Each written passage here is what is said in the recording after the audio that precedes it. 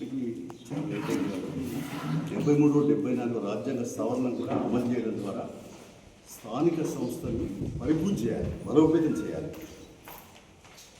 స్థానికంగా ఉండే ప్రజలకు సంబంధించినటువంటి అన్ని రకాలుగా పచ్చదనము, పరిశుభ్రత, తర్వాత వాటితో పాటు స్థానికంగా రేషన్ కార్డు ఇలాంటి పెన్షన్ విషయాలన్నీ కూడా వాళ్ళకు మరి పంపిణీ చేసేది గ్రౌండ్లో లెవెల్లో పునాది గ్రామాలు కాబట్టి బస్తీలు కాబట్టి అక్కడ సక్రమైన పద్ధతుల్లో ఈ వ్యవస్థని చేయాల్సిన అవసరం ఉంది. ఇకనే రేవంత్ ప్రభుత్వం ఇప్పటికే కొన్ని హామీలను అమలు చేస్తున్నా, ఇంకా చాలా హామీలు పెండింగ్లో ఉన్నాయి. వాటిపైన కూడా సిపిఐ ఎప్పటికప్పటికి ప్రభుత్వం చేస్తున్నది. అంతేకాకుండా మేము కూడా మరి ఉన్నటువంటి ప్రజా సమస్యలపై తప్పనిసరిగా సిపిఐ ప్రజల పక్షం ఉంటుంది కాబట్టి ప్రభుత్వం దృష్టి తీసుకొస్తాం. వాళ్ళు ఒకవేళ పరిష్కారం చేయకపోతే మా పాత్ర ప్రజల పక్షాన్ని చేయాల్సి వస్తుంది.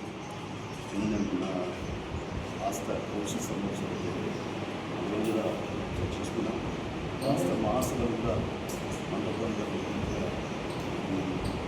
ఆగస్టులో దాంట్లో కూడా భవిష్యత్తు కార్యాచరణ ఏ రకంగా ఉండబోతుంది కాబట్టి దాన్ని కూడా పొందుపరుచుకుంటాం. ఎప్పటికప్పటికీ సంక్షేమ పథకాలు అమలు వేయడం సమీక్షిస్తాం. సమీక్ష పథకం అలాగే సాగునీరు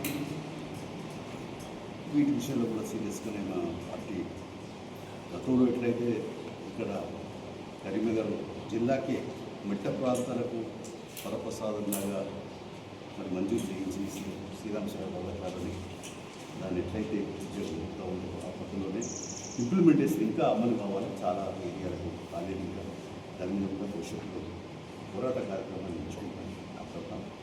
తర్వాత అక్కడ హైదరాబాద్లో రాష్ట్ర మహాసభలు, చండీగఢ్లో జాతీయ మహాసభలు సెప్టెంబర్లో 21 నుంచి 25 వరకు ఉన్నాయి కాబట్టి అందులో భవిష్యత్తు కర్తవ్యాలను నిర్దేశించుకొని ఉద్యమాన్ని తెలియజేస్తుంది.